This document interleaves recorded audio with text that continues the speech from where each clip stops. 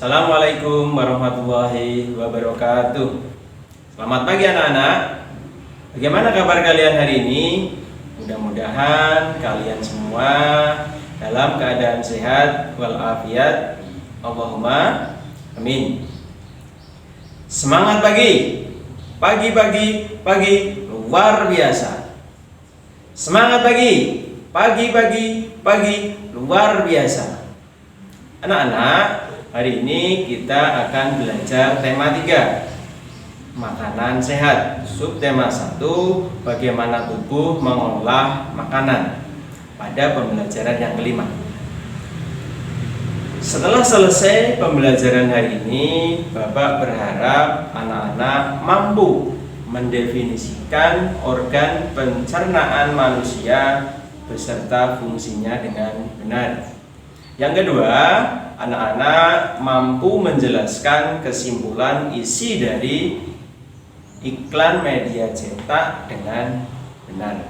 Yang ketiga, anak-anak mampu bernyanyi dan memainkan alat musik sederhana untuk mengiringi lagu bertangga nada mayor dan minor dengan baik. Nah, anak-anak, mengawali pagi hari ini, sekarang kita baca bersama bacaan pada buku tema 3 halaman 34. Suatu pagi, Dayu mengeluh sakit perut saat ia sedang berbaris dan bersiap masuk ke kelas. Setelah dicari tahu, ternyata Dayu tidak sarapan. Malam sebelumnya ia juga terlambat makan malam. Akhirnya sakit mahnya pun kambuh. Banyak orang berpikir bahwa penyakit mah hanya bisa diderita oleh orang dewasa. Ternyata anak-anak pun bisa terkena mah. Apa penyebabnya? Apakah gejala mah yang dialami anak-anak sama dengan yang dialami orang dewasa? Pada anak-anak yang mudah memproduksi gas pada lambungnya memiliki pantangan makanan. Misalnya, tidak boleh makan pedas dan asam. Mereka harus banyak makan sayur dan buah, serta tidak boleh terlalu banyak makan mie instan. Oleh sebab itu, anak-anak perlu terus diingatkan untuk selalu menjaga apa yang mereka makan. Fungsi alat pencernaan kita adalah untuk memproses, memecah makanan menjadi sari-sari makanan sehingga dapat digunakan oleh tubuh. Untuk mencerna makanan diperlukan organ pencernaan. Bahan makanan yang kita makan tidak langsung diserap oleh sel-sel tubuh. Sebelum diserap, bahan makanan harus dicerna melalui proses pencernaan. Nah, anak-anak, masih ingatkah kalian tentang sistem pencernaan pada manusia? Sistem pencernaan pada manusia terdiri atas berbagai organ yang dapat membantu dalam pencernaan makanan dan asimilasi nutrisi. Jadi apa itu pencernaan? Sebelum kalian tahu jawabannya, sekarang kita tonton bersama-sama video tentang proses pencernaan makanan pada manusia. Silakan. Sistem pencernaan.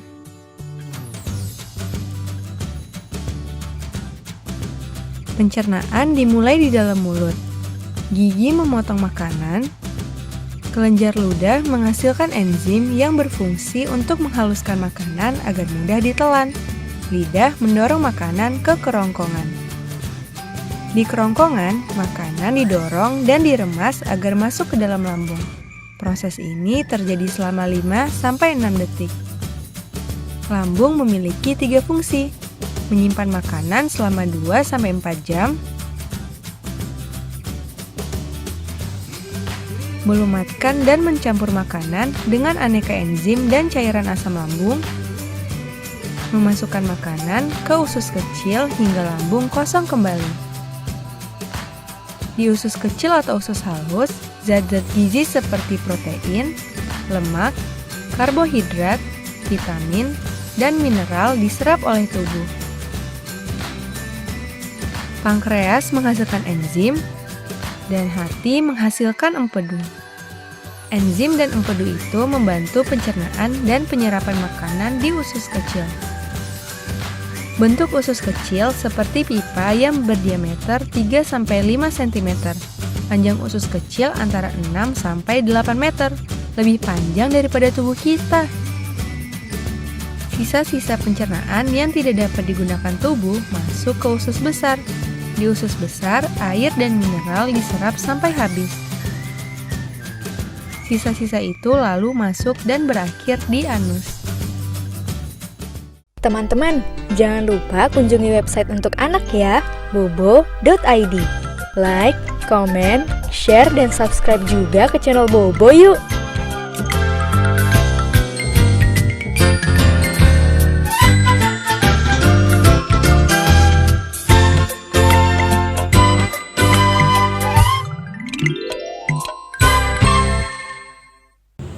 Nah, bagaimana anak-anak? Sudah tahukah jawabannya?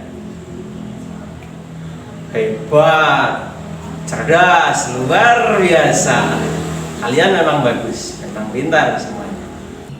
Pencernaan adalah proses menerima makanan, kemudian mengubahnya menjadi energi dan mengeluarkan sisa proses tersebut. Untuk mencerna makanan, tubuh kita dibantu oleh organ-organ pencernaan manusia, yaitu yang pertama adalah mulut. Untuk mencerna makanan, tubuh kita dibantu oleh organ-organ pencernaan. Yang pertama adalah mulut. Yuk kita lihat gambar mulut berikut ini. Mulut adalah organ pencernaan yang pertama, bertugas dalam proses mencerna makanan. Fungsi mulut adalah untuk menghancurkan makanan sehingga ukurannya cukup lebih kecil untuk dapat ditelan ke dalam perut. Proses pencernaan dimulai sejak makanan masuk ke dalam mulut. Di dalam mulut terdapat alat-alat yang membantu dalam proses pencernaan makanan. Bagian-bagian mulut tersebut adalah gigi, kemudian lidah, dan kelenjar ludah atau biasa dikenal dengan air liur. Di dalam rongga mulut terjadi proses pencernaan makanan secara mekanik maupun secara kimiawi. Organ yang kedua adalah kerongkongan. Yuk kita lihat dulu gambar kerongkongan berikut ini. Fungsi kerongkongan adalah sebagai saluran untuk memindahkan makanan dari mulut ke lambung. Kerongkongan dapat melakukan gerakan peristaltik, yaitu gerakan meremas-remas untuk mendorong makanan sedikit demi sedikit masuk ke dalam lambung. Makanan ada di dalam kerongkongan yang hanya sekitar 6 detik. Bagian pangkal pada kerongkongan yang disebut dengan faring berotot lurik. Otot lurik pada kerongkongan yang bekerja secara sadar menurut kehendak kita dalam proses menelan makanan. Organ yang ketiga adalah lambung. Mari kita lihat gambar lambung berikut ini. Fungsi lambung adalah sebagai penghasil pepsinogen. Pepsinogen adalah bentuk yang belum aktif dari pepsin. Enzim pepsin ini berfungsi dalam mengubah molekul-molekul protein menjadi potongan-potongan protein atau biasa disebut dengan pepton. Dinding pada lambung menghasilkan asam klorida atau disingkat HCl yang berfungsi untuk membunuh mikroorganisme dalam makanan. menciptakan suasana asam dalam lambung dan mengaktifkan pepsinogen menjadi pepsin. Permukaan pada lambung mengeluarkan lendir yang berfungsi untuk melindungi dinding lambung dari pepsin. Pada bayi, lambungnya menghasilkan 2 enzim, yaitu renin yang memiliki fungsi untuk menggumpalkan protein susu, dan kasein atas bantuan kalsium dan lipase guna dalam memecahkan lemak dalam susu. Yang keempat, organ pencernaan yang keempat adalah usus halus. Yuk sekarang kita lihat gambar usus halus pada manusia. Usus halus pada manusia terbagi menjadi 3 bagian, yaitu usus 12 jari yang biasa disebut duodenum.